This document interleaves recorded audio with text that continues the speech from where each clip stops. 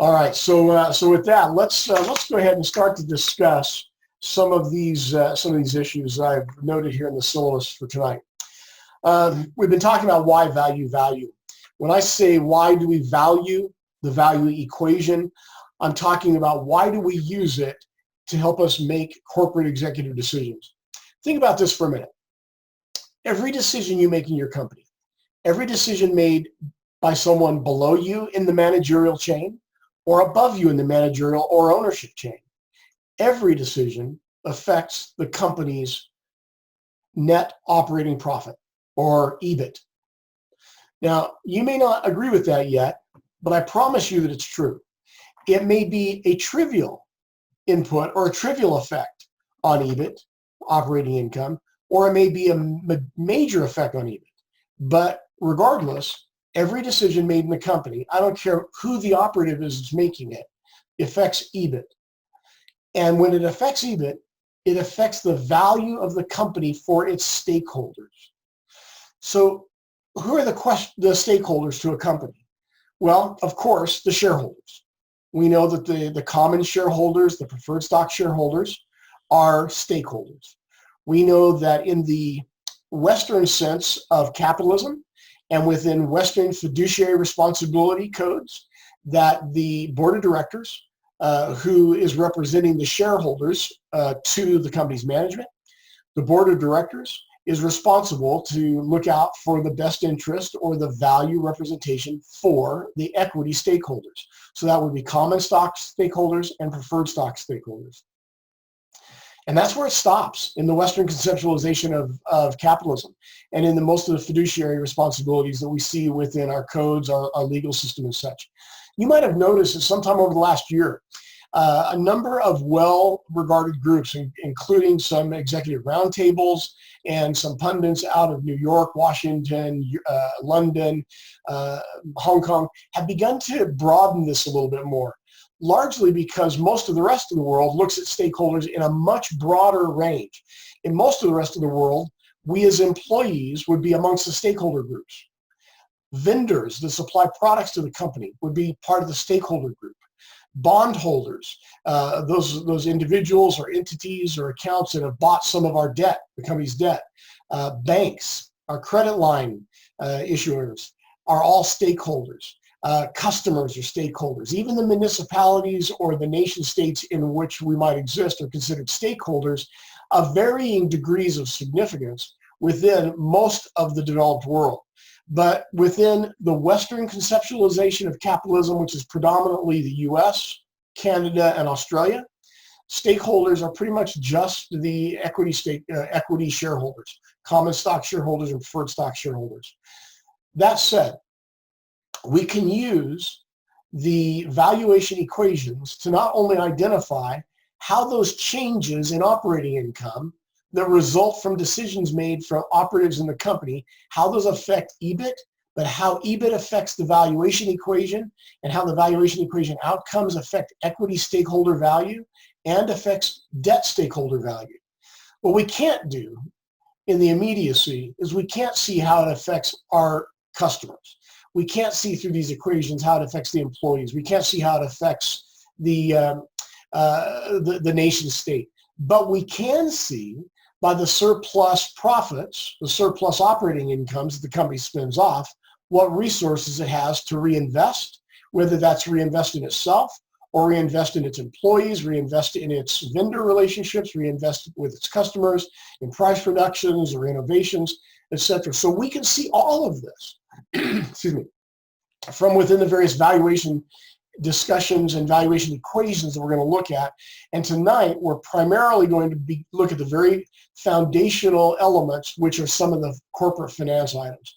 So with that, I'm going to switch to the corporate finance quick sheet, if you don't mind. And this is one that I sent you, so you should have access to it. Let me pull it up.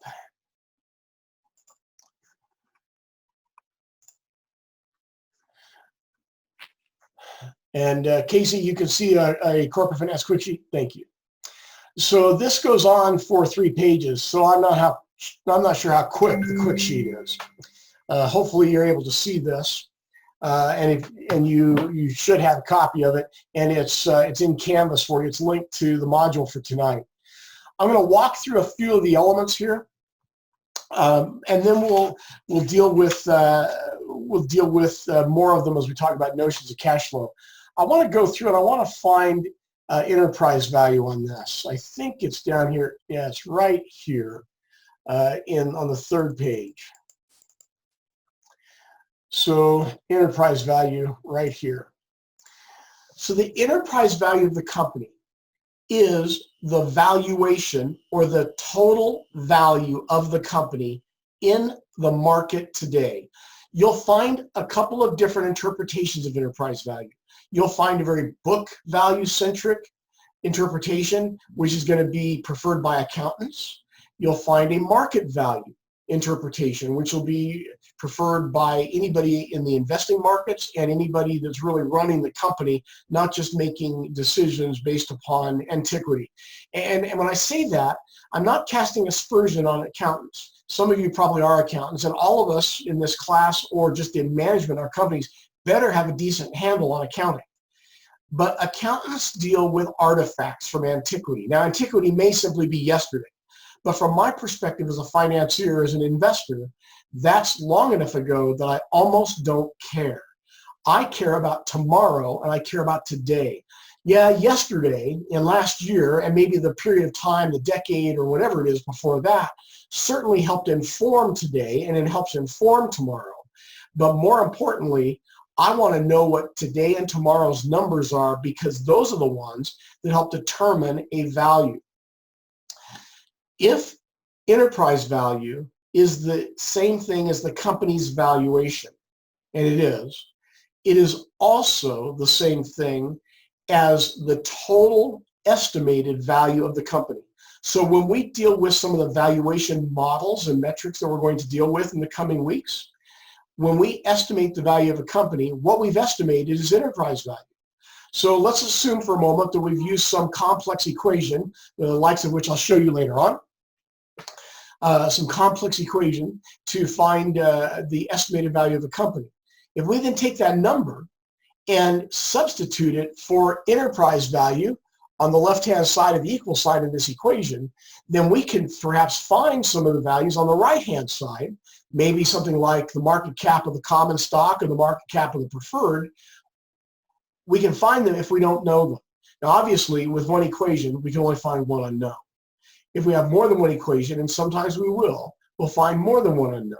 And so that'll become helpful to us. And you'll see that in many instances, we have multiple equations to help support determining the outcomes or determining the solutions we're trying to find. So let's just think about enterprise value for a minute. And this is synonymous with us thinking about the corporation or the business's capital structure. Enterprise value is equal to the market value of all of the common stock the company has outstanding, plus the market value of all of the preferred stock that it has outstanding, plus the market value of all the long-term capital debt that it has outstanding, minus any cash or cash equivalents on the balance sheet. Now, in some iterations of this, that subtraction for cash would be subtraction for excess cash. And in some cases, that's what we're going to look at. In others, we'll just subtract cash generally from the balance sheet. But let's come back to think about what this market cap of common, preferred, and debt might be. I'm going to guess that some of you work for publicly held companies, and some of you work for companies that are privately held, and some of you work for yourselves, and you don't even think it's a company. But the fact of the matter is, it is a company. It just may not be as complex a company as IBM, the huge multinational behemoth, right?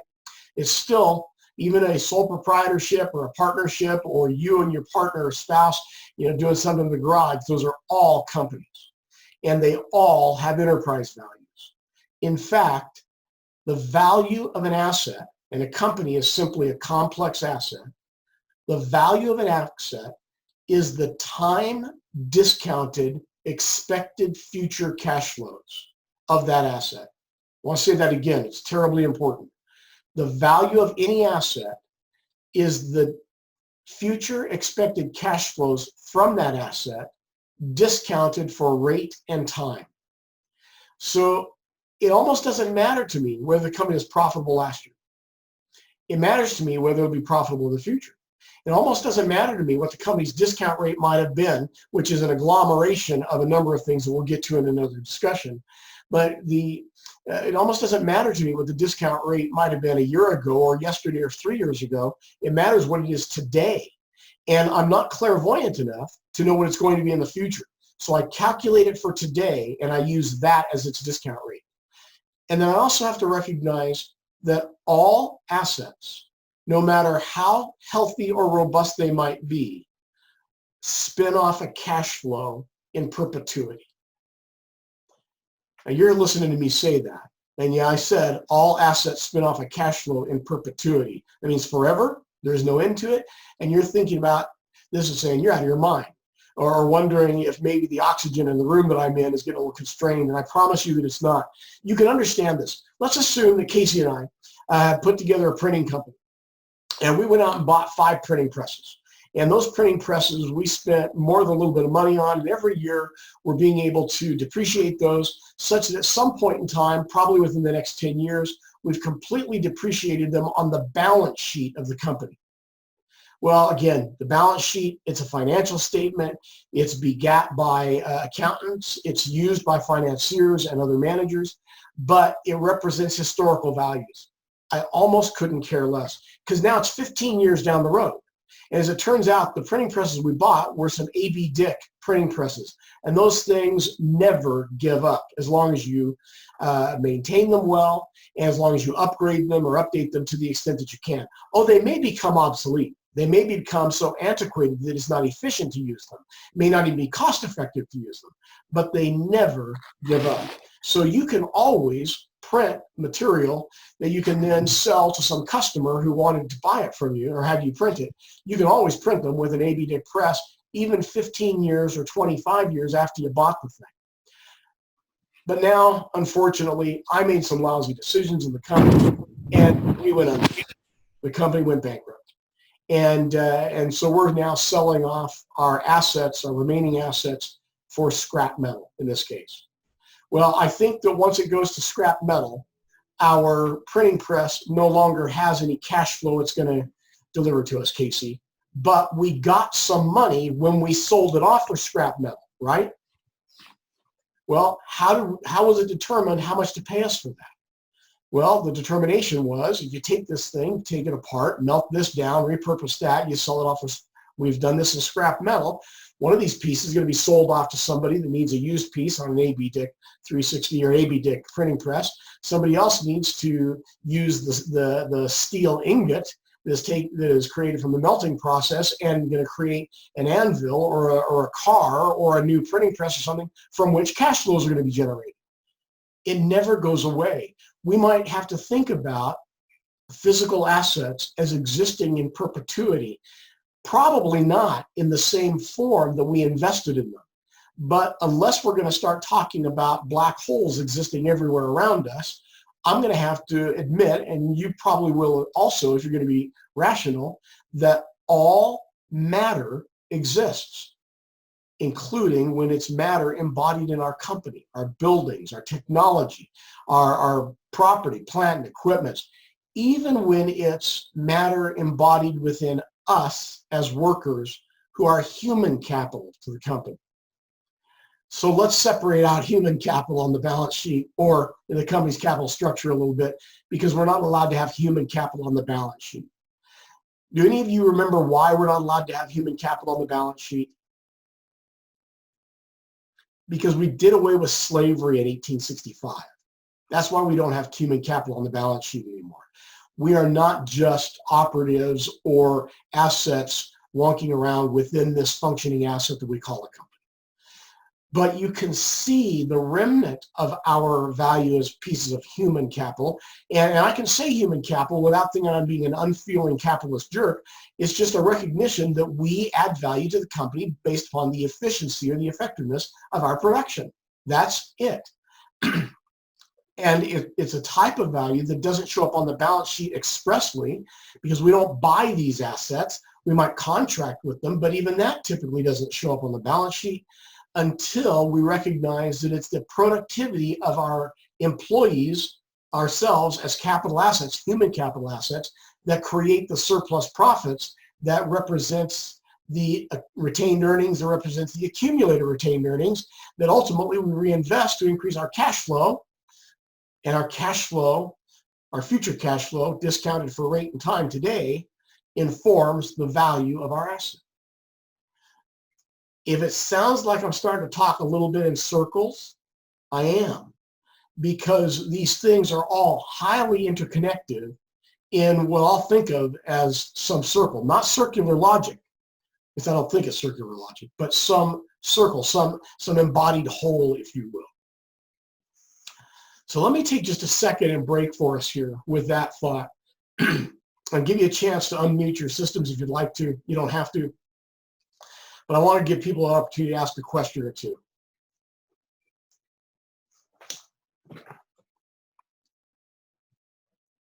Anybody at all? Yeah, I have a question. In one of the videos I watched for, I don't know if I'm saying his name right, Damodaran, if that's how you say his name. Oswald Damodaran, one of the smartest little guys you're ever going to come across.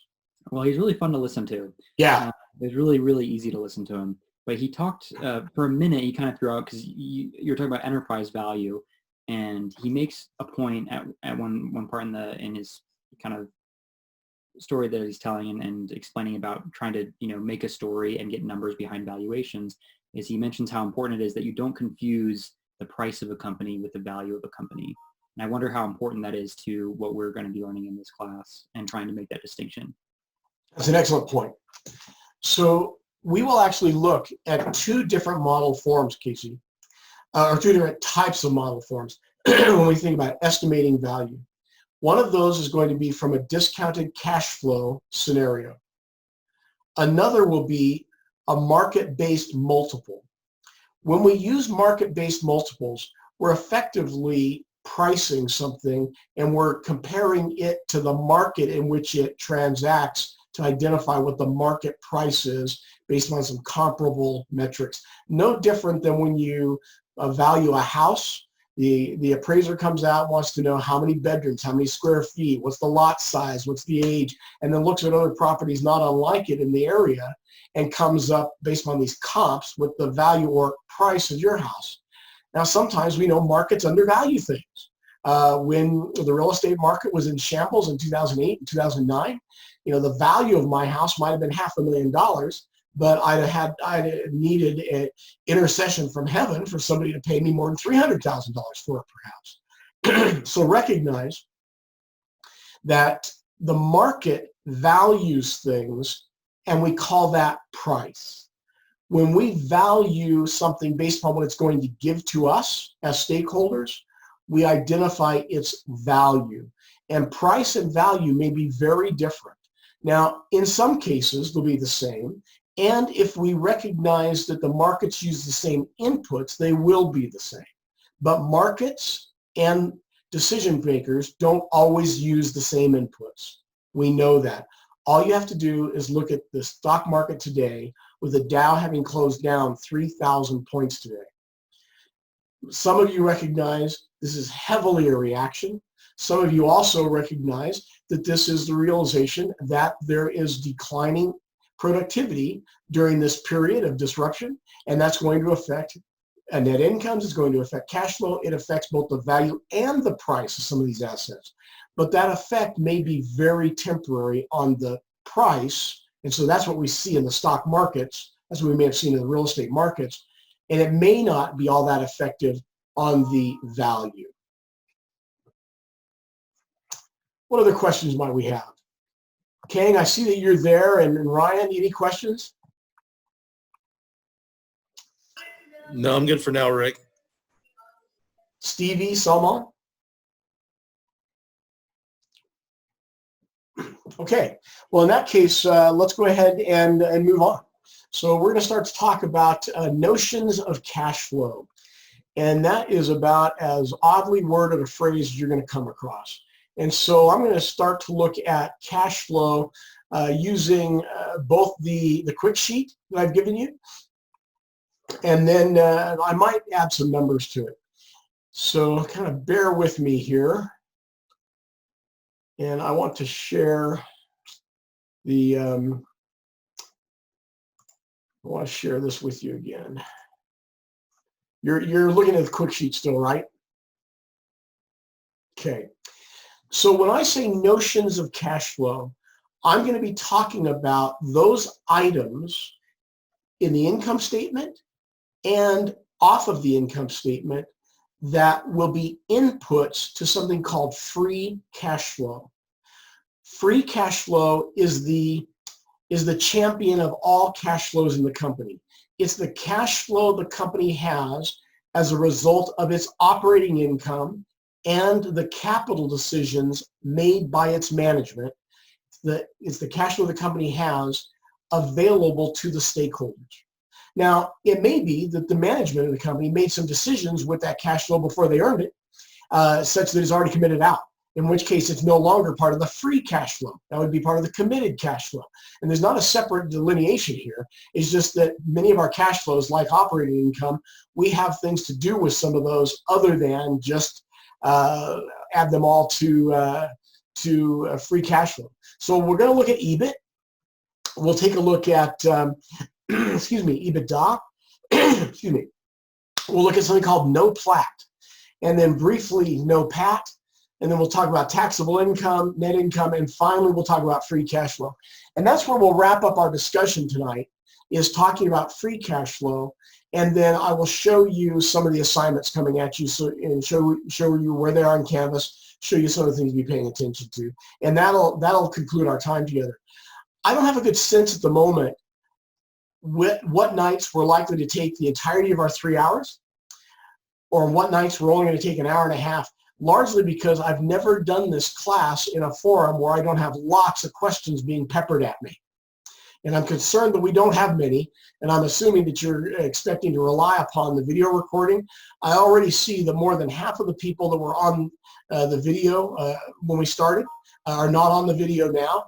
That's going to be a problem for them because participation is non-trivial, and the system tracks for me who is participating in these and who's not, and for how long each person was logged into the video webcast. Rick, can I have a quick question just on the free cash flows you just talked about? And I apologize. No, Jason, please do. I have 2 dogs, and we may get a bark out here in a second. Let me try to shut that down. So I've actually been working on this just a little bit with the capstone exercise. And so you said free cash flow when there sounds like there's numerous ways to get like an NPV, and that's what I've been looking at. If we can't just say that cash flow is 100% free, some of that is committed. Yeah, so that's a really good question, Jason, and that will help me actually talk about these other cash flow inputs. So think about this. We know that a company's operating income. In fact, let me bring up, I think I have one here that we can look at. I'm going to bring up a spreadsheet that we can all look at together. And we'll go back and forth with this, and I hope that doesn't give you whiplash.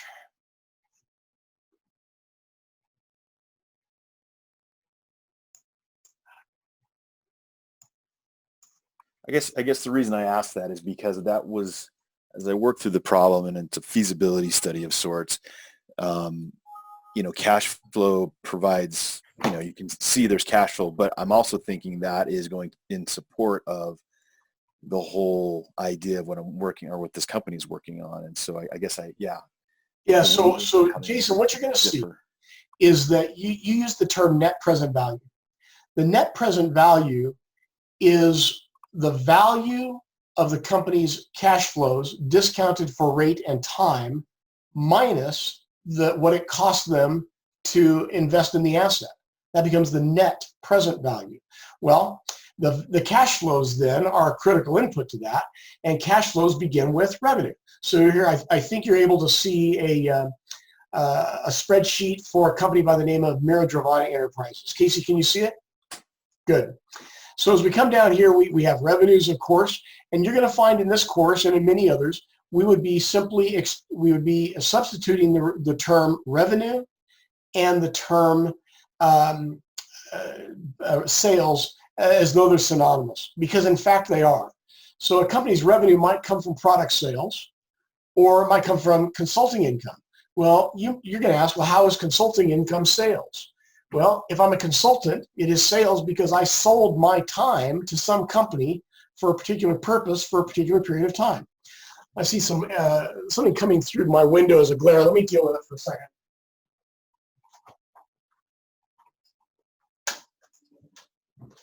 I apologize for that. So same thing with, say, equipment leasing. If we lease out some of our equipment, rather than cause our customers all to buy it, we have sold to them for a specific period of time the use of our equipment. Or if we have rented an apartment to someone, we've sold to them for a particular period of time the use of the apartment. Even if we've loaned somebody money and our interest is interest income, or rather our revenue is interest income, we have sold the use of our money to some other party for a period of time based upon a contract. So all revenues can be thought of as sales. So you're going to find that I use the term interchangeably, as you'll find is done in much of finance, but rarely is that done in accounting. Accountants make a definite delineation there sometimes. Well, if I'm trying to find operating income, I use the total of my incomes, my revenues, my sales, minus the total of the expenses that supported the operation that generated the income.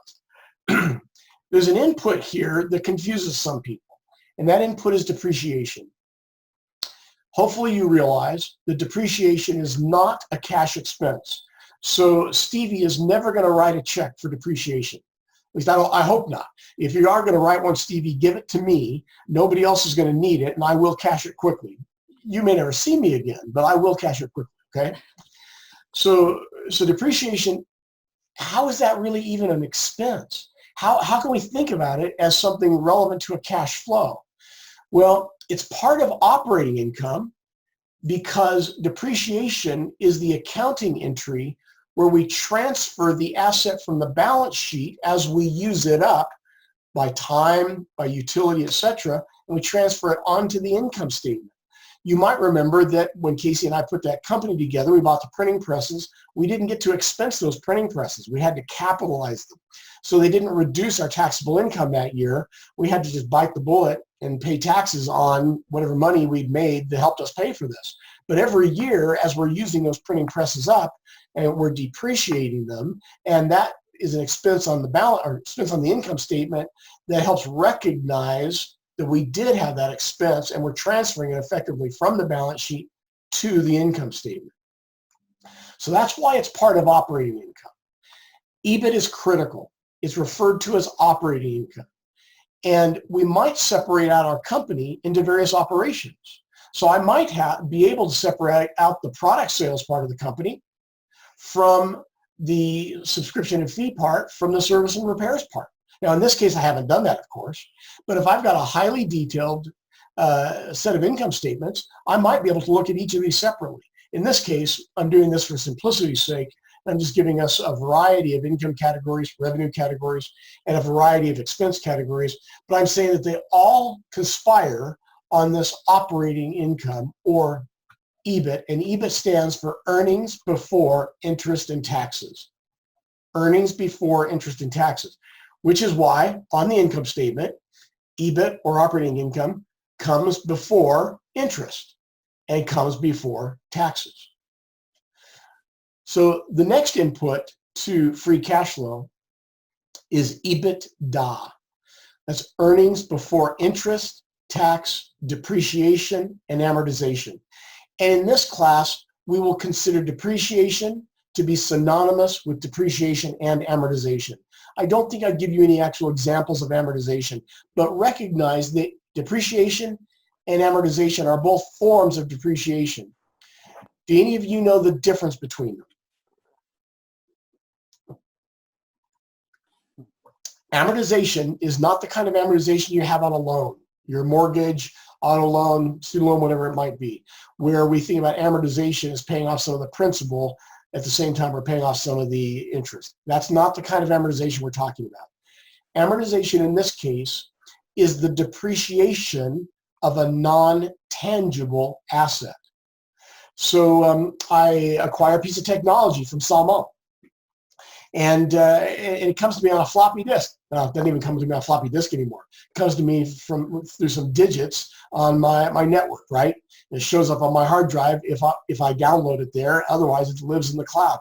So it's about as intangible as we're going to get. But it has value in part because I paid Salmon $100,000 for it, and in part because it helps me create future revenues and it helps me limit future expenses. So it's productive for me. It has value. Yeah, it's got a price as well, okay? But it's there. It's real. Yeah, I can't get around it. And 2 years from now, Kang is going to come up with a different piece of technology that's going to replace it. So I have to recognize that it's going to become obsolete unless someone continues to innovate and update it. And when he does that, every time he's going to charge us an update fee. He's going to want a new subscription fee because he's a capitalist and he's proud of it, right, Salman? You can just nod. It's okay. So in this case, we've got to recognize that that depreciation exists for tangible assets and it exists for intangible assets. And depreciation of intangible assets we call amortization. Rick? Yes. Example of like an intangible, is that also like goodwill? Is your name Jacqueline or Jackie? Yeah, Jacqueline, yep. Jacqueline, thank you for asking that. Yes. In fact, on some balance sheets, goodwill is the largest of the intangible assets, but that's exactly right. You can't put your hands on it, can you, Jacqueline? No. Mm-mm. That's exactly right. Good question. Okay. So depreciation and amortization, we're going to recognize as being the same thing. Also recognize that we don't have a lot of control over how we depreciate an asset, tangible or otherwise. Depreciation, when it comes to being able to write things off of our income for tax purposes, is a function of IRS codes, which is a function of legislative compromise. We have no control over it. And that all fits under the umbrella of something referred to as GAAP, GAAP, or Generally Accepted Accounting Principles, GAAP. And GAAP is overseen or dictated by FASB, FASB, Financial Accounting Standards Board. All business communications to the public with respect to the business's numbers must conform to GAAP. The IRS codes and how we account for our taxes also conforms to GAAP, but not all GAAP is IRS code conforming. But IRS code conforming does conform to GAAP. So there are depreciation methods, straight line, double declining balance, accelerated cost recovery system, modified accelerated cost recovery system, etc. And there's a few others that are all GAAP approved, but only one of those will be allowed for the type of asset that you're trying to depreciate for this particular accounting period for the purposes of taxation.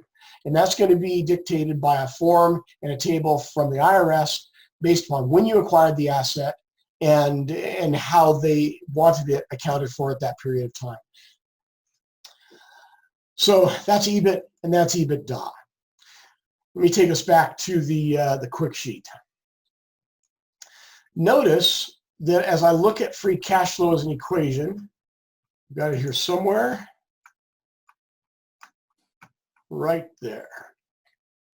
When I look at free cash flow as an equation, you don't see EBIT or EBITDA in any of those variable labels, which is a bit of a problem because EBIT is the single most important part of free cash flow. And Jason, it's the part of free cash flow that comes from the company's operations and that we then might be able to commit out elsewhere. So I've not forgotten your question. This is just a really long answer to a very important question. Hope that's okay. By the way, you guys are going to find that I do that. Heaven forbid Kang asks me what time it is, because I might tell him how to build the watch and that thing they've got on the front of Big Ben in London, okay? But I'm only going to try to do it if I think it helps you understand what's really at issue here. So let's focus on the first the first of the equations for free cash flow. Free cash flow equals no plat plus depreciation. Yeah, that's interesting. I don't know what no plat means. We're going to have to explore that. Minus change in net working capital. That delta, that triangle means change. And NWC is net working capital. And then minus NCS or net capital spending. So let's start, and we're going to take each one of these apart. We're going to start with no plat. Let's come back up here because I think I have no plat up towards the top, right there. No pat and no plat. So no plat is net operating expenses, or net operating profit, excuse me, net operating profit less adjusted taxes. Well, that's the same thing as EBIT times 1 minus some tax rate. Okay? So if I find the company's EBIT and I adjust it for taxes, it'd be the same as taking that EBIT and multiplying it by 1 times whatever the tax rate is, and that gives me the company's no plat. Now notice that I'm saying adjusted taxes rather than taxes paid. Those are very often going to be different.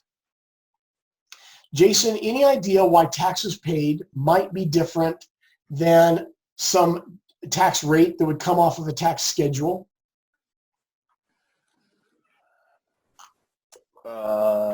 Something that's germane to the way the business operates, so they're in a different tax bracket, or they pay a different amount of taxes due to what they do?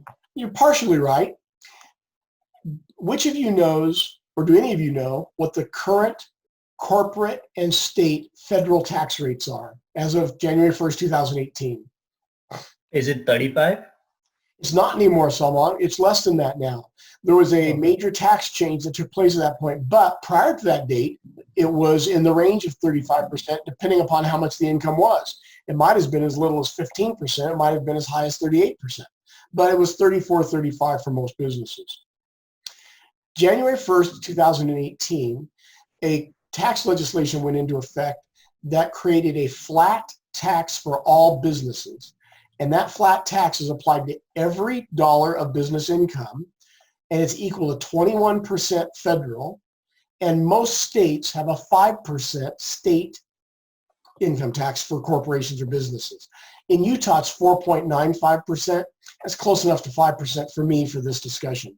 So when we talk about tax rates off of a tax table, as of January 1st, 2018, we're going to recognize that those are flat at 26%. 21% federal, 5% state, and that's the number that we can use. However, if you are going to have to think about corporate income tax rates for a prior period of time, then you might have to look at a tax calculator. I've just gone ahead and changed my screen so we're looking at Canvas again, and I'm going to click on this corporate or U.S. corporate federal income tax calculator, and it'll bring this up for us.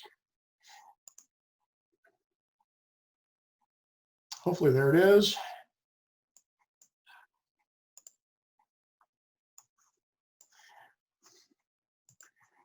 And you'll see that I've got 2 tabs on this income tax calculator, pre-2018 and effective for the 2018 Tax Act. If we look at pre-2018, we can see here in the tax rates, we can see that range of tax rates that was effective based upon the income range that we had.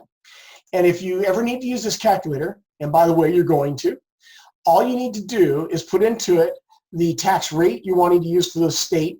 I'm just going to put 5% into this, and then put in the subject income that we're wanting to find out what's the tax that would be applied to that income. I'll say it's $350,000. It tells me the tax on this would be $136,500, and that equates to a 39% average. Well, that's a little bit different than putting the same amount in today where it would equate to a 36% average. That's the benefit of that tax rate change as of January 1st, 2018. Some of the cases that we'll look at, we'll be looking at activity prior to the tax change, and some of we'll look at activity after the tax change. So I've given you both of these. And that was found again simply by looking at the modules for this week and choosing the U.S. Corporate Federal Income Tax Calculator. Let me bring up a spreadsheet that's going to help you, or excuse me, a website that's going to help you. And this is one of my own personal websites that apparently I can't spell. Maybe this will be better. Hopefully you can see this. Casey, are you able to see a picture of my sweet wife standing next to some really gnarly, ugly dude, right? Okay, that's what you get, brother. You're going to find that in this website, I have numerous Excel templates, more than are linked to the front page of Canvas. I have numerous corporate finance problem sets. All the ones that you're going to have as assignments within this class are linked in here. When you click it in Canvas, it actually is going to take you to this website and go ahead and open up the particular problem set. These are the problems, not the solutions. I'll show you the solution sets a little bit later on today. We have some market cases in here, and we've got some time value of money videos, the same ones that I referred to earlier, plus a few more, which are going to be important to you. So don't be a stranger to this website. This is where a tremendous amount of data is held for you, and some of the equations and some of the problem sets in all their solved form. Come back to now our quick sheet. So no plat, net operating profit less adjusted taxes. Well, net operating profit was the same thing as EBIT, and so that's 31.06 on the spreadsheet that we're looking at. And I'll show you where you see the spreadsheet a little bit later on before we're done together tonight. And then net adjusted taxes. Well, so I'm not going to take interest out of EBIT. So I want to have a number to help me find free cash flow that doesn't have an interest expense in it. Why might I do that? Why might I not be interested in whether or not a company has interest expense? Seems to me that might be a foolish thing to not be interested in. So Kang, I'm going to ask you to help us out here because I know that you know the answer. So you guys don't know it, but Kang is a multi-billionaire. In fact, there's a couple of islands not too far from Hong Kong. He owns them all. And when he wants to get away from them, he owns some of the other ones alongside him as well. Okay, this guy's got more money than the rest of us know how to deal with. And he decided to buy from Casey and I this little printing company. And he was able to buy it just by paying cash. In fact, there was a rounding error in his checkbook. Reached into his pocket, pulled out a few cents, paid it to us, and it was done. So he bought it all cash, all equity, no debt. Sadly, Jason, on the other hand, if he wants to buy the printing company, he didn't have the money. And so he's got to borrow some of it. Some of it comes in in the form of cash. That's his equity. And some of it he borrows from the bank. So he's got debt on the balance sheet. Do you think that the valuation equation cares, or the value of the company is dependent upon whether it was Kang or Jason that's buying it? No, the company's worth what the company's worth. It shouldn't be worth more to one owner than it is to another. I mean, when I buy a new Corvette, the new Corvette is priced, and I have to pay that amount. Whether it's Casey buying it, Jacqueline buying it, or me buying it, that's the price, that's the value, that's the number that's going to have to be exchanged. So we don't really care about that.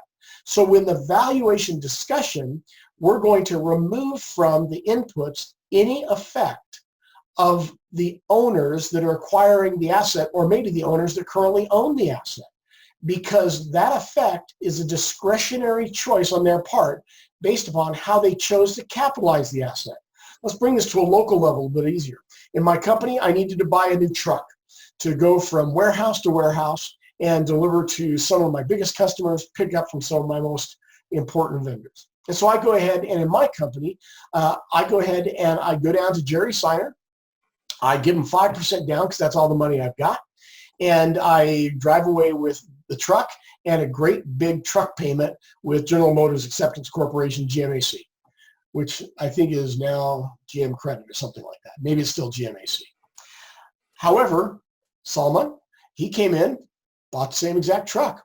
In fact, I can't tell them apart. They're great big trucks. They're both white. They have great big wheels. They make a lot of noise, and they run down the freeway at a speed that'll get you from place A to place B in an effective or efficient period of time. But Salman was able to simply pay for this. He doesn't have any interest expense. He wrote a check, gave him his debit card, had his banker transfer the digits for him. Jerry Signer wanted the same $140,000 for the truck, regardless of whether or not it was going to be financed or it was going to be paid outright, period. So that's a decision based upon the owner, or in this case, the management, and it's discretionary. Now, it may be what they're forced into if they want to buy the asset, but with respect to the operation itself, it's discretionary. And so we're not going to look at interest, hardly ever. It's not relevant. And we're always going to look at taxes. I need you to think about taxes in the same way, though. And this is finally answering the question I asked you, Jason, a few minutes ago. Does the amount of tax that we pay come expressly and strictly from the tax table based upon us putting our taxable income into some tax table or tax calculator, or is it sometimes impacted by other decisions we make? Well, I'm a nice guy, as it turns out, every once in a while, but only every once in a while. And those of you that are on the call or the WebEx with us right now, the video cast, all of you are officers within my corporation, and I've decided that you all need new Tesla S100Ds. I don't know that you're upset about that. If you don't like electric cars, then that's okay, but I'm going to give one to you anyway. I could have simply bought you a new Mercedes for about the same amount of money, and would have gotten the job done. I mean, you're senior executives. I'm not going to have you drive around in my Hyundai, okay?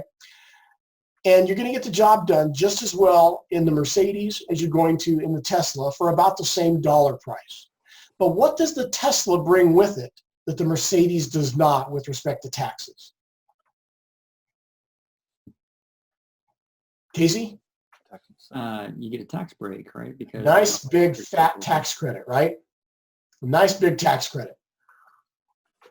So if the tax liability that we have when we apply the taxable income to the tax table, if that's from the tax rate on taxable income, the taxes we pay may be affected by other decisions that we make.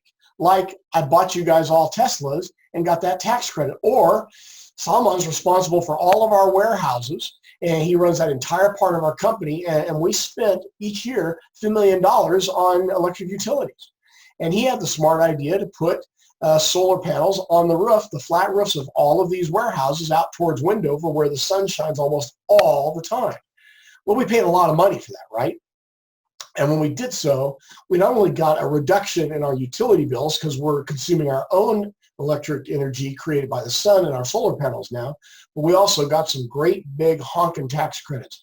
Or maybe Jacqueline was our CFO and recognized that we had a loss carry forward from a prior year that affects the amount of money that we're going to have to pay taxes on this year. Or Kang recognizes that agreement we made to move our company from Salt Lake County down to Juab County gave us some really nice tax breaks. All of these are discretionary choices made by us as stakeholders, by us as managers, and that affect the company, but they're not required by the operation of the company. The operation of the company, well, Salman, we need electricity to operate the warehouses. Whether we get it from a coal-fired power plant, a gas-fired plant down in central Utah, or we get it from the sun, the operation doesn't care, right? We care, and that's why we're going to use an adjusted tax rate, because it's our decision, not the operation, that sets us up for no plat. So let's look at this again. Net operating profit less adjusted taxes is the same thing as EBIT times 1 minus a tax rate. And that tax rate is going to be the tax rate on EBIT. Well, in 2018 and beyond, that tax rate is 26%. 21 federal, 5 state. If we had to look at a prior year, or maybe if we're having this conversation 5 or 10 years in the future, the tax regime would be different. And by the way, one of the reasons I constructed that tax calculator for you the way that I did, I'm going to bring it up again now so you can see it. I constructed it the way I did because you have the ability in future years to change this if you need to. Right now we're on this flat tax of 21% federal, and I'm going to say 5% state, okay? Most of us recognize that our country has seen flat tax rates on business tax before. this tax change that went into effect in January of 2018 isn't a new mechanism for us. It's just the newest iteration of the mechanism. And for whatever reason, usually 5 to 7 years following the imposition of a flat tax regime, our congressional representatives start to monkey around with things and they change it back to one that is graduated, like this one was. So I constructed this such that as long as we don't have more than, 6 or 7 different graduated rates, you can change the graduating levels, you can change the tax rate imposed to the graduating level, and this will still be an accurate calculator for you. In fact, when I put together the tab for the 2018, you'll notice all I did was I normalized all these values at 21% rather than the graduating values that we had prior to 2018. And if I was to come across a new tax regime 3 years from now or whenever, if we change it again, I'm simply going to copy this to a new tab, and I'm going to change then some of these, maybe even some of the graduating levels. So you'll be able to use this long term if you'd like to. And again, this is linked in Canvas. You should download this for yourself. Okay, net operating profit, less adjusted taxes. That's different than NOPAT. NOPAT is net operating profit less taxes, which is the actual tax that we paid. So this is affected by those non-operating decisions. And because of that, we're not going to use NOPAT or taxes paid in our valuation equations or in our valuation decision. We're going to try to strip from this scenario, strip from all of our metrics, the effect of decisions made by corporate managers, which decisions were not required decisions based upon the operation itself. Oh, they may be required to maximize profit from the operation, to be sure, or they may be required because of the capital we have available to us today, which may be as much as we need or may not be as much as we need. But they're not a function of the operation itself. So NOPAT is the beginning of free cash flow for us, and that's going to be where we start with EBIT. Any questions with respect to that yet? So Rick, just to, oh, sorry, I stepped on somebody there. Casey, you can go first. So you're saying we're going to use both of them. I got a little, I guess, sidetracked on. It's okay, Jason. Avoiding so we'll use NOPAT, net operating profit less adjusted taxes, which we know is equal to EBIT times 1 minus some tax rate. And if that tax rate is going to be the tax rate that we would apply to EBIT, we have to agree together that EBIT never gets taxed, though, unless there's no interest expense or there's no non-operating expenses. Then in which case, EBIT is the same thing as taxable income. But in all practical purposes, EBIT never has tax applied to it. Taxable income has tax applied to it. But taxable income is tainted by non-operating decisions made inside the company. And so we're going to use NOPAT, EBIT times 1 minus the tax rate. We're not going to use NOPAT. We're not going to use any metric that is expressly a function of the taxes we actually pay, which are expressly a function of non-operating decisions. Does that help, Jason? A function of non-operating decisions. Yes, we're including the brains of the people that are working in the corporation. Exactly. Okay, cool. Because when you bought the company, instead of Jacqueline buying it, your brain is operating, not Jacqueline's. And that it's one person's brain versus another doesn't make any difference. When Casey was selling the business, he was selling it for $400 million. As long as the check cleared the bank, he didn't care who came up with it or how much brain they had, right? As long as they paid him $400 million. Now, that might have been pricing rather than valuation, but it's the price he required for whatever reason. And we'll see the difference between those in a numeric, equational way, not tonight, of course, but in the coming weeks. Let's continue on then with NOPAT, or rather the free cash flow equation. So free cash flow is going to be equal to NOPAT plus depreciation, which if you think about that, that's simply a tax-adjusted version of EBITDA, isn't it? EBITDA is EBIT adding back into the scenario depreciation and amortization. So EBIT plus depreciation, so EBITDA, tax-adjusted in the NOPAT part, is the first two terms of this equation. Now, the operation itself has dictated that this EBIT, or no plat plus depreciation, is the amount of cash flow that we have before we have to execute some of the commitments we've made. Let's assume for a moment one of the commitments is in our working capital. We know that working capital, or net working capital, is current assets minus current liabilities. So let me go to my income statement for Mira Giovanna, and I see here that my current assets are cash and securities, accounts receivable, and inventory for a total of 99.483. By the way, most of the time I will give you numbers when they're small like this, rounded to the third decimal place. Why is that? Because these financial statements are enumerated in millions. So 99.483 is $99,483,000, which would have rounded to just 99 million, but you can drive a really nice house through that $483,000 rounding variance. So we're not gonna ignore that. Similarly, almost always when you're calculating a number, when it's a ratio, and a percentage is simply a ratio, right? When it's a ratio, always round to the fourth decimal place. Fourth decimal place. That way, when we convert it to a percentage by multiplying that ratio value times 100, we now have a percentage that has fidelity out to 2 decimal places. I promise you that 99% and 98% are different values.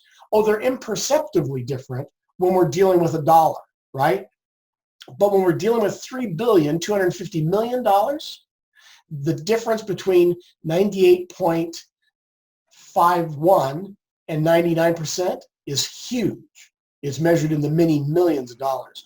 And I don't know any of us that aren't interested or concerned about the millions of dollars. Maybe not the pennies, but the millions of dollars. So when you're doing ratios, always round to the fourth decimal place, so that when you create a percentage, you've got 2 decimal places of numeric fidelity.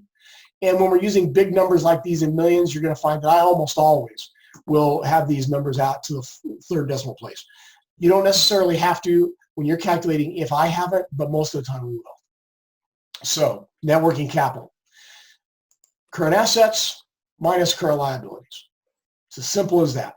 Current liabilities are accounts payable and other payables or other encumbrances. And when I want to look at change in net working capital, which is what this input to free cash flow is, it's the net working capital for 2019 in this case, minus the net working capital for the year before.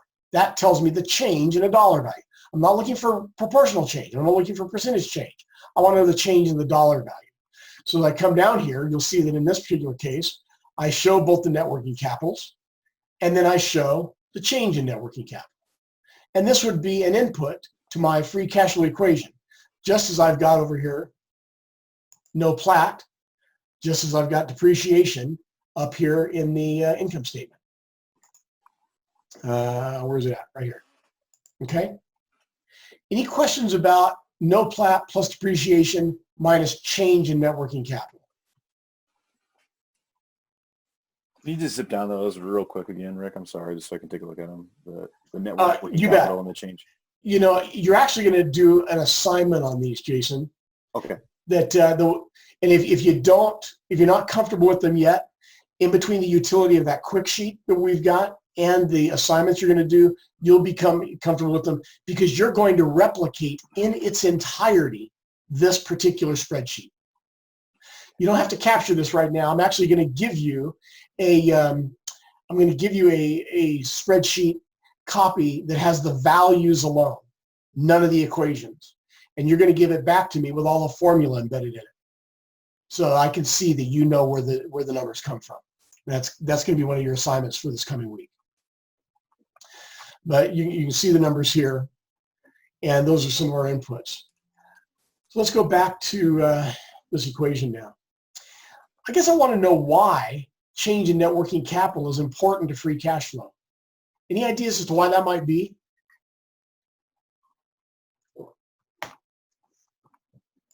So think about this. As a business owner, are you going to keep more cash on hand than you need to? Or are you going to take surplus cashes and invest them? Either invest them in innovation, R&D, capital equipment, capital assets like buildings, or maybe invest them by paying down debt.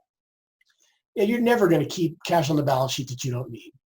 And cash, inventory, and accounts receivable are the biggest part of current assets. In fact, they are current assets. You're not all that in control of how much in the way of accounts receivable you got on the balance sheet. If you extended credit terms to your customers, they're the ones in control of how much account receivable you've got on the balance sheet based upon how quickly they do or don't pay you. Oh, you're going to determine that to some extent by whether or not you gave them 30-day terms or maybe 60-day or 90-day terms, or whether or not you cut them off or you start forgiving things for them. But at the end of the day, this is all a function of the customer, not as much you once you've extended them.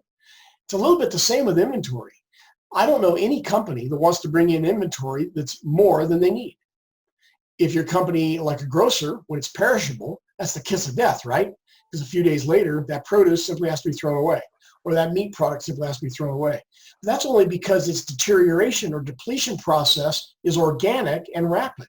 If I'm an automobile dealer, and here I own Haskell Auto out here on Auto Mall Drive, and I sell new cars only, and I've got a 2017 Ford, I don't know what it is, sitting on the lot as a new car still.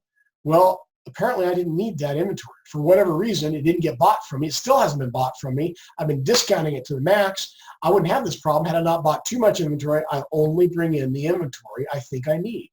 I'm not always right, which is why we put things on sale sometimes to get rid of surpluses, or why we have to back order status our clients when we have to go out and order something for us. But we try to never have excesses there.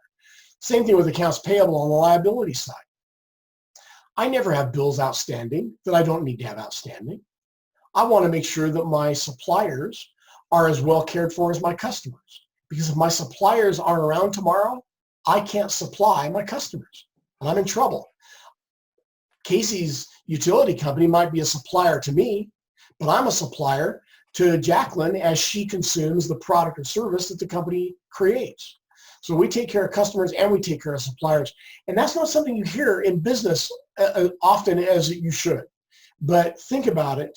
If your suppliers trust you, if your suppliers are healthy because of you, your suppliers are going to be a lot happier and a lot more likely to do business with you and help you when you need them as much as they might need you at other times. Rick, can I ask a question about the cash on hand? Why does it seem so impactful when a company says we have $56 million in cash?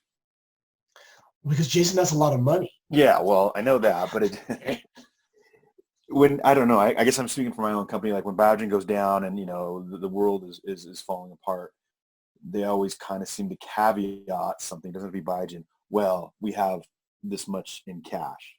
It's actually a really good question. So let's talk about what a casual observer might see as excess cash and a corporate insider might not think is excess cash. And I'm going to use, I'll use Apple as the example. Last time I looked at Apple's balance sheet, there was about $260 billion on the balance sheet in cash. And there's virtually always that much, or every period of time it grows a little bit more, in excess cash. So much so that activist investors such as Carl Icahn and others have called for Apple to divest itself of some of its cash by paying cash distributions, dividends, to its shareholders, because it's always got way more cash on hand than they think it needs to have. But the Apple insiders don't think it has too much cash. So what's the difference here? Well, in this case, Apple keeps that kind of cash on the balance sheet for a couple of very important reasons. One of them is they want to be nimble. So when they see that Salman's technology company comes up on the market for sale, or they think he might be willing to buy it, they want to get in there and buy it before Heather has a chance to. They don't want to have to go out and raise money to do it, so they just want to be able to give them the debit card, say it's a done deal, shake hands, and we're done. Or bump elbows or hit fists or whatever we're doing today in the coronavirus era, right? So we have cash on the balance sheet. Sometimes it looks like it's surplus because it keeps us nimble. And I'm going to suppose, Jason, that your company's references to excess cash on the balance sheet or cash on the balance sheet are probably similar. There's nimbleness so that we can handle future opportunities, or there's being nimble enough to handle future problems, right? And so if I'm worried as a corporate officer about what you, my employer, are thinking about our stability, I'm going to tell you about how much cash we've got. I'm going to even tell you that it's more cash than we need, because I want you to realize that is keeping us safe. And that we are safe keeps you in my employ rather than you going down to Adobe in Utah County or to T3 or somewhere else. Does that make sense? Yes. There's another reason, and I can go back to Apple in this case as well. We all recognize that Apple is a multinational behemoth, right? Apple has meaningful, profitable operations in almost every developed country in the world. When I look at Apple's balance sheet and I look at the $260 billion in cash, I also see something that looks really juxtaposed to that. And that's the fact that they've got $20 billion in debt. I don't know if that's the right number. I'm just pulling that number off the top of my head. It's probably a lot more. But why would you have debt on the balance sheet when you have so much cash? The cash, or much of the cash, exists in these foreign countries. And in order to bring it back into the U.S., which is where they do most of their spending, to bring it back in the U.S., they'd have to repatriate it, and they might have to face some tax liabilities when they do that. Or maybe it's a country that only allows you to transfer or have mobile so much cash from one place to another at any point in time. That's a capital restriction. There are companies that have capital mobilities, countries that have capital mobility restrictions. So this might be cash that's held in our accounts in Mozambique. And Mozambique is so desperately in need of their own currency at this point that they do not allow their currency to leave their shores if they don't absolutely have to. So we can't repatriate that back to the U.S., but it is cash that Apple has access to. It just happens that they have access to it in Mozambique. So they borrow domestically sometimes in order to fund keeping cash on the balance sheet elsewhere, because either they can't bring the cash back to the U.S. or bringing it back is more expensive than the loan will cost them when they finance things. You have to know that Apple pays 0.something% interest on their short-term loans, right? But they might pay 26% tax rate. Well, you can pay 0.something% interest for a long time before it accumulates to 26%. So that repatriating of cash can be very expensive. So most people on the outside say, Apple, you've got a good $220 billion in excess cash. And Apple looks at it and says, you're out of your mind. We may spend $60 billion this month on a company we're looking at. I don't know what kind of recession we may be in next year. And it's going to cost me 20, 30, 15% to bring a lot of that cash back. I not only don't have excess cash on my balance sheet, I don't have enough. I hope that helps. Yes. So change in net working capital, recognizing that net working capital is a function of decisions that are only partially within our control, and those that are in our control, we as corporate decision makers don't keep an excess quantity of those elements on our balance sheet. Change in net working capital is synonymous with a change necessary to support the operation. So if my operation is bigger, I want to increase my sales. In order to increase my sales, I have to produce more, and I might also have to extend more credit to more customers in the way of accounts receivable. Well, I may spend some money on R&D. That's going to deplete my cash, but I'm going to get more money in sales, and some of those are going to be in accounts receivable, so the credit term. So all of this up and down of my net working capital is supposedly only to support the necessity of the operation.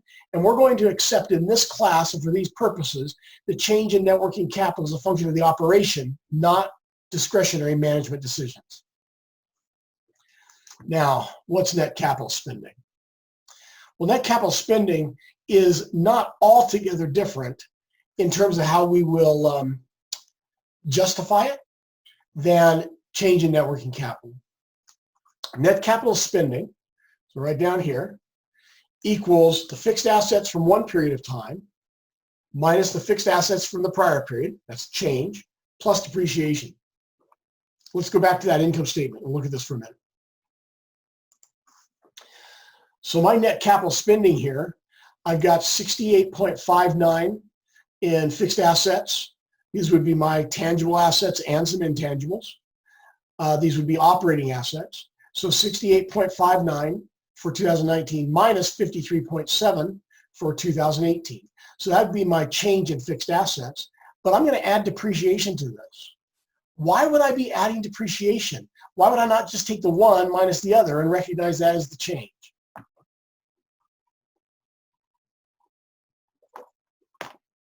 Okay, so Taylor, I think that you're there. I'm going to give you a second to unmute.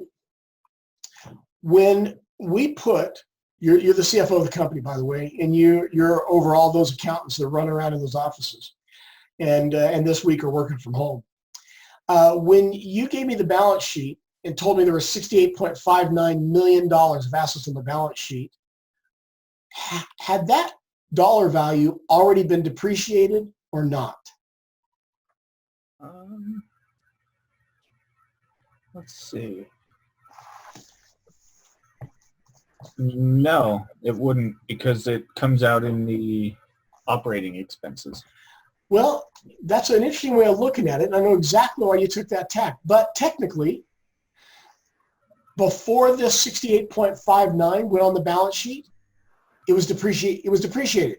We took the 53.7, which was 2018's number. We added to it the dollar value of anything else we bought, and then we adjusted that for depreciation. So this 68.59, representing our fixed assets, has already been depreciated before we put it on the balance sheet.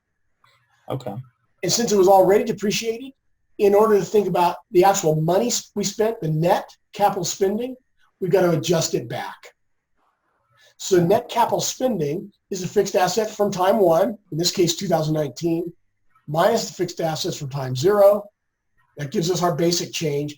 But knowing that in that period of change in the balance sheet, we exercised some depreciation, moved it from the balance sheet over to the income statement, we then have to accept that as well.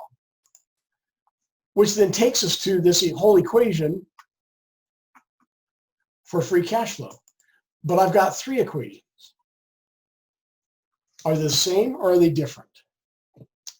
Well, let's think about it for a minute. I'm going to tell you that the first variation here, free cash flow being equal to no plat plus depreciation minus change in net working capital minus net capital spending, that is the textbook, garden variety, traditional description or equation for free cash flow, and it is the one we're going to use. Oh, we might have to interpret what no plat is. We might have to interpret what depreciation is. Is this from a tax schedule? Is this from GAAP? Is it from somewhere else? We might even have to interpret some of the other elements coming in. But free cash flow is equal to no plat plus depreciation minus change in net working capital minus net capital spending. And by the way, whatever dollar value we come up with for this first interpretation, we come up with the exact same dollar amount for the next interpretation. And I'll let you dig into this quick sheet if you want to understand why I'm saying that. But suffice it to say that net investment is equal to the negative, or net investment is equal to depreciation minus change in net working capital minus net capital spending. That's why I can say that these two equations come up with the same numbers.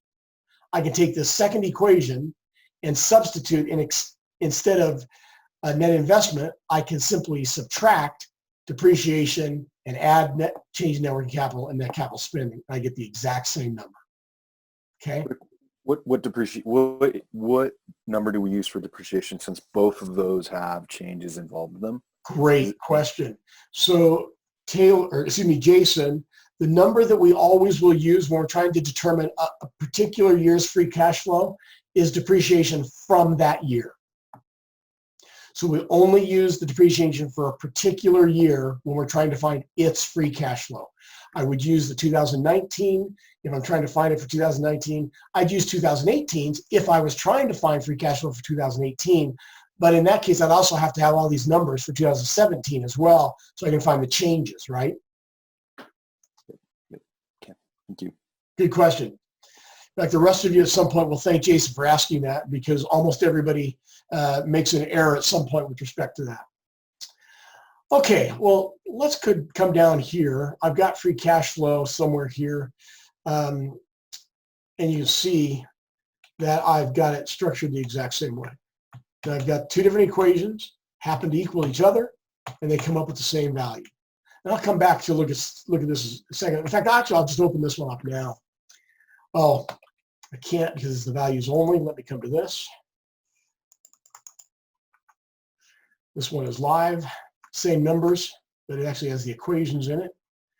And here you get to see I used no plat minus or plus depreciation, see here, minus a change in net working capital minus net capital spending. And net capital spending was a fixed asset from time 1 minus time 0 plus depreciation. Change in net working capital is net working capital from one period compared to the other, and the net working capital was exactly what we said it is. Current assets minus current liabilities. However, I've got this other equation. I don't know that I even have it on here. Let me see if I have it here. I don't think so. I don't. There's a reason for that. Let me bring it back up on that quick sheet. There's this other equation. Free cash flow is equal to no plat times 1 minus G divided by ROIC. And I'm going to tell you two things. One, this is a very credible, very important version of free cash flow. And two, it will almost always give you a different number than the traditional version will give you. And we're almost always going to use the traditional version. So the question then is, wait a minute, if it's important, but it gives a different outcome, why would we use it? Or versus using the other one. I want you to think of this version of free cash flow as being the cash flow that we ought to be able to have given our company's rate of growth and the return on our invested capital. And you may or may not understand return on invested capital yet. You will in just a moment. It's very simple. But think of this version of free cash flow as being the free cash flow that we should be able to attain if we're effectively and efficiently using our company's operating profits, EBIT, recognizing depreciation, and the taxes at some point have to be accounted for. So now we've got no plat. Recognizing that we're going to have a growth in our company, or we better have growth in our company, otherwise we're standing still, which means we're shrinking, and that's no bueno. And recognizing that we've got some return on our capital. You will use this version of free cash flow in only two instances. One is A, when I tell you to, and I would expressly tell you to do so at certain times for a particular reason, or B, when you're motivating what's called the key value driver model, or the KVD model. Absent those two scenarios, which is going to be a very small percentage of the time, I'm going to guess 10% maybe, you will use this first equation for free cash flow. The reason I don't want you to use the second equation is because when you use it, it gives you the same outcome, but you don't necessarily get to see which of the inputs had the effect on the outcome. And I want you to be able to see which input has what effect on the outcome. A sensitivity analysis of sorts, if you will. Okay. I can see that most of you are still here. A few of you have come back on. I don't see anybody's eyes bleeding. And no one appears to have contracted COVID-19 in the last couple hours. We doing okay? I also recognize. Yes, sir. Thank you. I also recognize that I've just attached a fire hose to your ears and asked you to drink satisfactorily from it. And I know that's hard. We will go through each of these elements at least 2 more times as we go through some of the class sessions together. And you will have gone through them with actual numbers probably 8 or 10 times, maybe even 20, before you're using them for something that really counts towards a grade. So let's talk about grades for just a minute. You've heard that this is a difficult class. I make no bones about it being a difficult class. I like that it's a difficult class only because for most of the people that tell me it's difficult, they also tell me they learned more in the class than they have in almost any other class they've had in their master's program at the school. People say the same thing about Elise Morton's class, by the way. And Elise and I both take those as compliments. So if you want us to dumb these down, quit complimenting us. And maybe that'll happen, okay? But it is difficult because it's so important. And now I need to tell you a little bit about my background. Some of you have known me for a little bit. You know that I was involved in the investment industry for most of my career. I only came to Westminster 5 years ago. And when I came, I had just completed a doctorate in economics at the University of Utah. But my background prior to doing that was I owned an investment company and I owned a private equity firm. And in putting monies together for the private equity firm and running the funds and investing those monies, I had to come to understand something about valuation. Sadly, what I understood was that I signed paychecks twice a month from a small group of people that did all the valuation work and all the analysis. I didn't understand some of the things that we're talking about. I didn't understand how these were put together. That takes me to one of the truisms about finance. In the companies you're either going to own or the parts of the companies you're going to run, I can differentiate you and others like you in a very simple way. There are those people that understand the finances of the operating unit and those that are controlled by people that understand the finances of the operating unit. You never want to be one that's controlled by somebody else when your family's livelihood, your future, your asset, your company is at stake. I allowed myself to do that to some degree, but knowing that I understood what was behind these things enough to be able to double check and cross check things. I was extraordinarily fortunate in my 30-year career in the investment and private equity industries. It gave my family a lifestyle, the likes of which I hope on your families. Some of this gets really detailed. You may even think sometimes arcane when I'm exposing you to algebra rather than just going through a calculator, but I'll give you both. I'm doing it because I know the value that it's created, not for the business, but for my household. And at the end of the day, my sense is each one of you represents a household. Maybe you are the household, but that probably over time morphs to some degree. Fair enough? Okay. Any questions with respect to free cash flow or notions of cash flow yet? Yeah, so Rick Kang here. Real quick question. So what Jason was kind of piggybacking off of Jason's question with the net capital spending. So is the depreciation the same for the net capital spending as it is for the free cash flow? So do you still use that year that Yes. you're calculating Yes. for, and not the change or the previous year? Yeah, so we use them both. So if we broke this out, and I'm looking here at the equation for free cash flow, I could break it out and say this is no plat plus depreciation minus change in net working capital minus, and then in parentheses, I could say fixed assets from time 1 minus fixed assets from time 0 plus depreciation, right?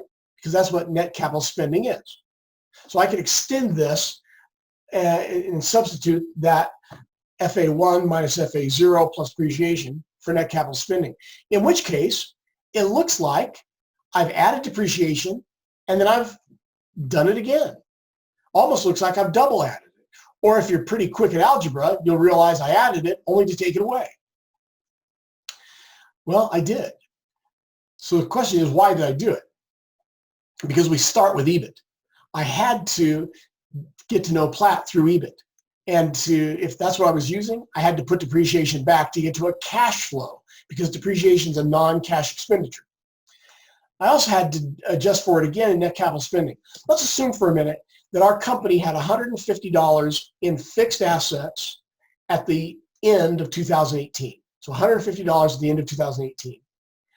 And during 2019, we spent another $50 on fixed assets. In fact, we did so on January 1st of 2019. So 150 plus what we spent, which is our net capital spending of 50,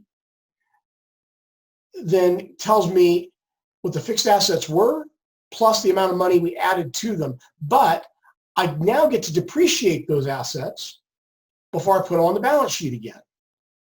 And if you think about this, just rearrange the net capital spending equation, and you can see how important it is that depreciation is involved in that term. It looks like we use it twice, and we do use it twice because we use a term before that, such as EBIT and fixed assets from time one, that had it included, and we need to get rid of that amount because it's not a cash flow, and we need to get to a free cash flow. Does that help? Yeah, okay, that makes sense. One of the best things that you could do for yourself if you're struggling with this equation at all or this relationship, take the free cash flow equation and write the whole thing out. Don't write no plat, write EBIT times 1 minus tax. Don't write net capital spending, write FA1 minus FA0 plus depreciation. And then look at it and rearrange it, and you'll see that there are some overlaps, but you'll see why the overlaps exist there. That might be helpful to you. My sense is you'll conquer this pretty quickly. Any other questions? Okay, so let's briefly look at Canvas again.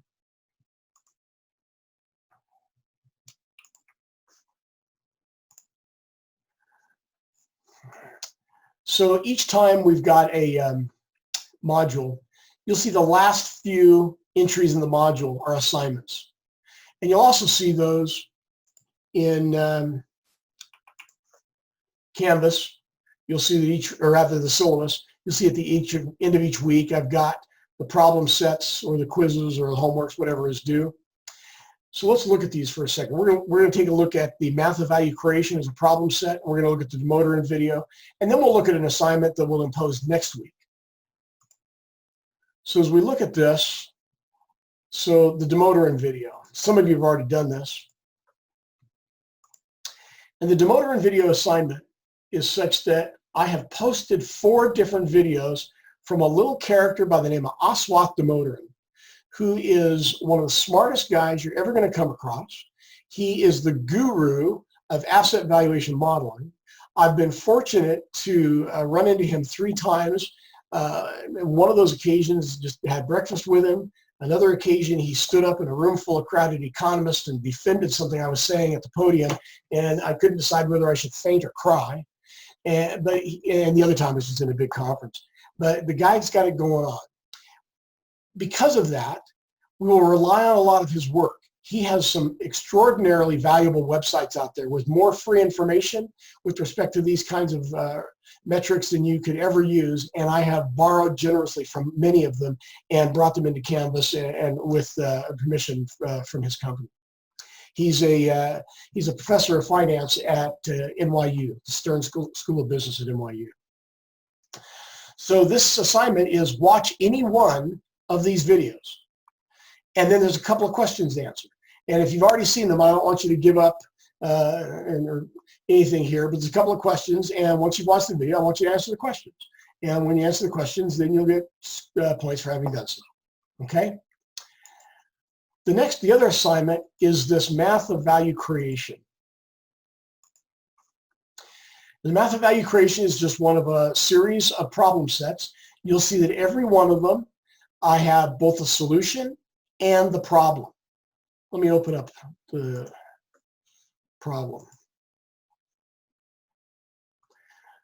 So when I open the problem, you see that the first page or so is just a lot of gobbledygook. In fact, in this one, it's a lot of structural relationships and equational relationships and a little bit of discussion. And then it goes in and starts asking questions. Some of them are different. Some of them I give you a whole story on this first, maybe even first 2 pages. Make this a little bit bigger to make sure you can read it here. Most of them, the story is much more pronounced than this. In this one, I'm giving you some equations because there's not much story I want you to worry about here. This is just helping us kind of review what we've dealt with. In others, the story is detailed, and all of the numbers are going to be found within the story and at the very end of these problem sets. Oh, not seeing it. There is a, let me go to the solution set. I was expecting to see something there I didn't see, excuse me. Let me go to the solution set. I was looking at the problem, of course.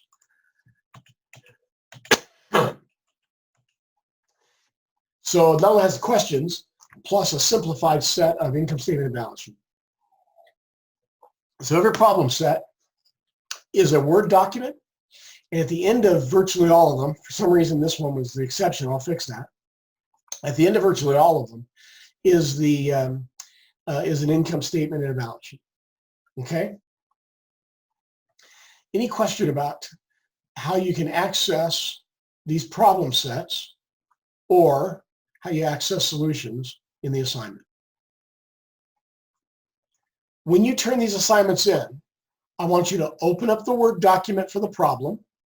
I want you to insert into that document the solutions, whether you've done it by hand and then scanned it, or you've done it in a calculator and written them in, or you've done them in Excel and then copy and pasted them in. I don't care which one.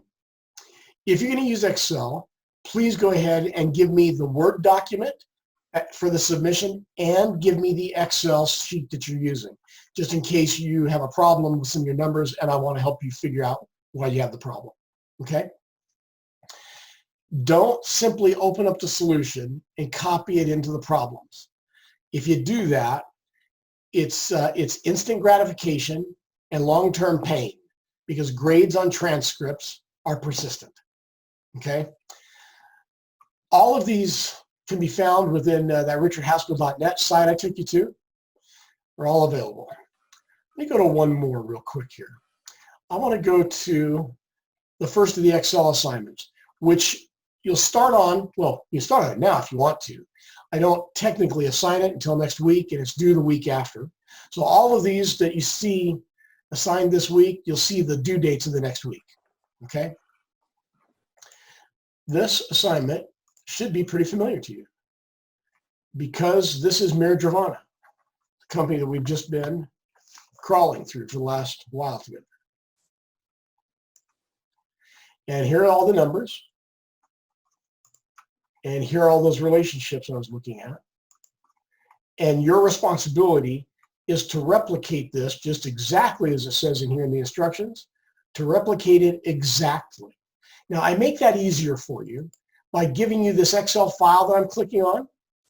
And when you open this Excel file, bring it over from my other screen. I've got a couple of different monitors going on here, which is why I keep opening things you don't immediately see them.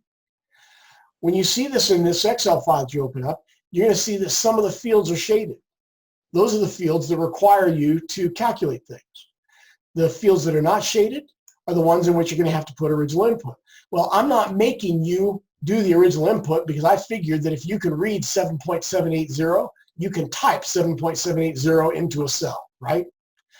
I don't care about whether or not you already know how to construct an income statement or balance sheet. You've had these classes. You should know how. If you don't, you're going to remember how to do so pretty quickly in going through some of these. I care about whether or not you know where these numbers come from. You know that EBIT, which you won't see it here because I've just got the numbers in this for you, EBIT or operating income is total income or revenues minus total expenses. That gives us EBIT. Now you don't see the equations here, but when you do this for me, you're going to give me this, you're going to give me a spreadsheet. It has all these exact same numbers, but in these cells that are shaded in gray, you're going to give me the equations and the formulas, not the numbers. And when you give this to me, I go through and I have a checking sequence. I'll open up a sum of each of these and then a random sampling of some of the other numbers in here, and I'll be able to see whether or not you have given me the right values. Okay? So Rick, for my brain, so those numbers are going to exist in there, and then we basically we recreate that using the formula for that number. You know, Jason, you can even do it easier than that. Okay. So in the instructions, I tell you I want to be able to see that this is a spreadsheet of your creation. So on your system, with the version of Excel that you use, which must be a real one, it can't be some shareable online, whatever it is thing, version of Excel, you are welcome to open up an Excel spreadsheet you're welcome to come into this one and literally copy and paste this whole thing into your spreadsheet. I still will see that it's your spreadsheet because I will see that you created it. I'll see the creation date. I'll see that you're the author. And then every cell in here that's shaded in gray, you need to replace the number with an equation.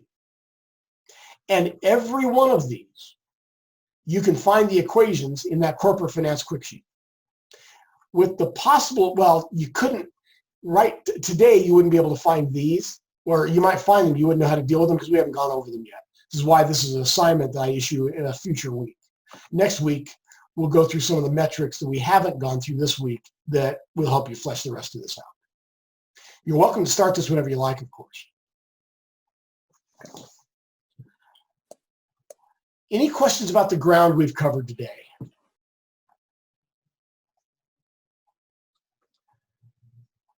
Okay, so I have a question for you. This process of trying to deliver this online in a video cast is very foreign to me. I take most of my energy and most of my enjoyment in our classes from the interaction we have in class and the interaction we have sometimes outside of class. I can't tell if delivering it the way I have to you tonight, going back and forth from spreadsheets to a quick sheet to Canvas, and then just talking rather a lot and asking a few questions interspersed here and there, I can't tell how effective that is for you. So I'd like you to do me a favor.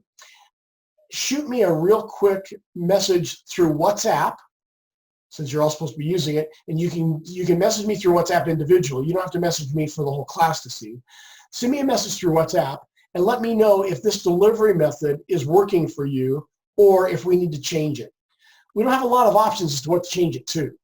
I thought about doing just by going into one of the rooms in Gore and videotaping me on a whiteboard doing all of this. But then you can't ask questions, and you might know that doing a question and answer session on text or by email is challenging because equations can be really hard to write in an email. So I didn't want to do that. I thought about having this forum, and then, or I thought about having a forum that was just videotaped for you, me and a whiteboard without you being live, and then giving you an opportunity to email questions to me, and then I would do another video with the answers to all your questions. But that seemed cumbersome, impersonal, and might miss some nuance, and might miss some teaching opportunities that your follow-up questions would give me the opportunity to provide. If you can think of some other way, I'm all ears, because this is a little bit cumbersome. We'll get used to it if this is what we keep, and my guess is we will, but I want you to tell me whether or not it works for you. Okay? Okay, so for next week, you've got the first of the problem sets, the math of value creation is due, and you've got the demoter and video. And the week following, we will work on this and a couple of other items. Also next week, we'll start at 6 o'clock. My guess is that we probably finish before 9 each of the weeks that we're doing it like this, because this tends to go a lot faster, because you don't ask nearly as many questions. I think because you believe you can just go back and review the video again, which is true. You'll be able to do that. I have a question, Rick. Please, Casey. A bit unrelated, but I still related to the course, obviously. I wanted to ask just a little bit more about the actual project where we're doing evaluation for our own company and we're selecting. Is there any more that you want to share about that now to give us a bit more sense of what that will look like? Or is that Sure. like, oh, maybe we need to talk more about what we're doing this week and next week before you can really start to wrap your heads around it? Well, no, there's quite a lot I can tell you about it now. And some of this is obvious when you read the description, but some of it maybe not. So I'm going to assume for a minute that I'm the one doing the project, and I'm the student, okay? And I work in a company that, let's see. I work for a company named Almaden Technologies. And Almaden Technologies is a drone manufacturing company, highly involved in technology, of course, not just in putting those little things in the air, but the camera and the battery technology. And Almaden Technology, that's not the name of a real company, by the way, but you're going to see Almaden Technology in our class, and it is a real company. It just doesn't go by that name, okay? And hopefully you won't be able to tell who it is really. But I work for Almaden Technologies. and I'm a senior vice president of production. And I believe that our company should add a second production shift. We should take our footprint within our warehouse and production space, and we should add a second shift. To do that, I'm going to have more electric utilities, more gas-powered utilities, because I'm going to have people in that facility twice as long each day. So instead of producing for 9 or 8 hours a day, I'm going to produce for 16 or 18 hours a day. Okay? I'm going to have some more management expense, some more employee expense. I'm going to have to, I probably am going to wear through my equipment faster. So I'm going to have more maintenance expense. My depreciation or depletion is probably going to have to increase. So I've got all these costs, right? And I'm going to want to come up with a proposal that says here's what we want to do. Here's what it's going to cost us. Here's what I think we're going to get from it. And I can build a present value from that. I can build a net present value from it. Both of those, I use the various cash flows that we've been talking about, maybe not for the whole company, but for my little part of the company, right? So showing this to you in the spreadsheets and the big income statement for Mira Dravana is the whole company. But I can show you just a little bit of the company, right? I can go ahead and talk about invested capital. In fact, thank you for asking, because it reminds me I didn't talk about something I should have. We need to discuss invested capital for a moment. I'm just going to put a marker there so I come back to it. But I want to maybe, in this project, I'm thinking about it for just a part of the company because it's a singular project. So in this project for this class, give me an idea of what you want to propose to your company. Show us what it's going to cost you. Show us what benefits the company's going to get from it. Create a net present value out of that using a few different valuation metrics that we'll have worked through over the weeks and months together. And then identify the net present value, identify the internal rate of return, and then finally, seeing all of this, give your recommendation as to whether or not you think the company should engage in the capital investment. This must be no less than 1,500 words. You're going to find that might seem like a lot, but not even close. In fact, I've never had anybody do it even halfway decent job in 1,500 words. Virtually always it breaches 2,000. And some people are breaching 3,000 and even 4,000 words. Now, I have put in the assignment that you'd better, if you're going to breach 4,000 words, it better be good. Because I got to read these things, and if you bore me, I'll be giving you a grade while I'm bored. You don't want that, okay? In fact, I used to tell people that if you give me 4,000 words, I'm going to have an attitude about your sainted mother. I don't do that anymore, okay? But I think you get my point, right? Yeah. So let me ask you this though.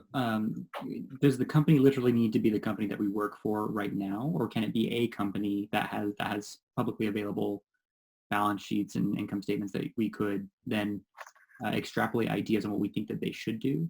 I'm just asking. Sure, no, very good question. So I'll tell you that it can be the company you work for now. And the reason I put that into the assignment was so that if you wanted to, you could make it something applicable for what you're doing in your career at the moment. Okay, but you don't have to. It could be for another company that you have nothing to do with, or it could be for a fictitious company that you're thinking up in the back of your little head when you're feeding the new baby at 3 o'clock in the morning. I honestly don't care. Well, the reason I'm actually asking is because I think a few people are in here. I know Jason mentioned it too, are doing the capstone project, and I'm doing a project for my company. But I think for academic integrity reasons, I wouldn't want to be providing you the project I'm doing now for my capstone, while also providing that as part of my capstone, if that makes sense. Got it. I'd want to do something, I think, for a different company so that I could, because the project I'm doing is literally the project that I came up with, and I'm not sure that there are not many other things that I can think of in my role right now that I would be able to value or Sure. value. So. Well, this is not altogether different or separated from a comment Jason made a little bit ago, where he talked about working on his capstone, having a net present value, wondering about the cash flows. So let me cut through the chase here. I have no problem with you using for our project for the end of this class the same information, the same project, the same proposal details you're using for your capstone. None whatsoever. We're business people. And if we aren't going to be efficient, then we're fooling ourselves. We're not going to be business people very long. You're going to have to recraft and repackage whatever you're doing for your capstone or any other project to fit the construction needs of this. But if you're using the same project, then this is helping you with your capstone, and your capstone helped you with this. I'm fine with that. Okay. You have full liberty on that. Sounds good. I also recognize you guys are busy. And I recognize you got more than one or two things going on. And if you can double dip with permission, do it. Okay? Let's talk briefly about invested capital. You'll see invested capital. I've got it right here on the spreadsheet. I've also got it on the quick sheet. Whoa, excuse me. That didn't work well.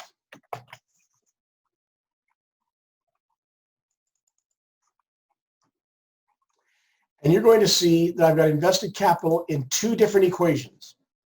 Invested capital equals total equity plus long-term debt, and invested capital equals fixed assets plus net working capital. And those two equations yield the exact same outcomes. Okay? I virtually always use the second approach, which is called the operations approach or the ops approach. And I do so, A, because it gives me the same answer if I'm doing it correctly, but B, if I only want to look at part of this company, I can't break out equity, which is here on the balance sheet. I don't know what operation this equity came from. I don't know what operation this debt supported, do I? So I can't break out invested capital if I'm simply using this part of the balance sheet. But I probably know which of these assets is being used in any given operation, right? I probably know which of these revenues, which of these expenses, which of these accounts receivable, which of the inventory elements, which of the accounts payable came from any given operation. So if I want to operationalize this, the second version of invested capital is the one I use. And if I don't want to operationalize it, I still use the second one, just because I don't want to have to always be thinking about two different versions, given that if I'm using the entire company, they give the same outcomes. You'll find some of that. You'll find the equations, of course, within that corporate finance quick sheet, but that's what we're looking at here. And return on invested capital, ROIC, which is a metric you saw with that, one of the definitions of free cash flow. Come on.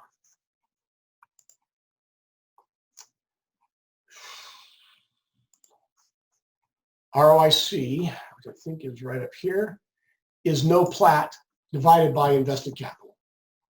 So if you're using only part of the company, it effectively gives you the return on that part of the company's invested capital. Or if you're proposing a new element to the company or a new division in the company, you can isolate it to the return for that part of the company rather than the entirety of the company. Okay? Okay, so finally, if you're not already in WhatsApp, get yourselves into WhatsApp, have it on your phone. You can download it to your desktop or your laptop if you'd like. I have it on both largely because some of my responses to you in WhatsApp sometimes are rather lengthy, and I don't put those in with my thumbs all that well. I like a keyboard, okay? But you ought to have it at the very least on your phone and elsewhere if you'd like. But be active there. If you have a question for me, and it's not of any kind of personal nature, of course, then ask it on WhatsApp so I can answer it there so other people get the benefit of seeing the question and the answer. Or if it's a question and you know the answer to it and you see I haven't answered it yet, feel free to help somebody else out and answer it. Because maybe something's going on, I won't answer it until tomorrow, and you can help the person right now. And somebody else will be doing that for you too. Fair enough? Yep. Okay. As I said earlier, guys, I'll render the video from this later tonight and get it onto Canvas sometime tomorrow. In the meantime, work on the assignments. Have any questions, let me know, and I hope you guys have a good night. Thanks, Rick. Appreciate it. Okay, thank you. Thanks. Right. Thank you, sir. Thanks. Bye. Thank you.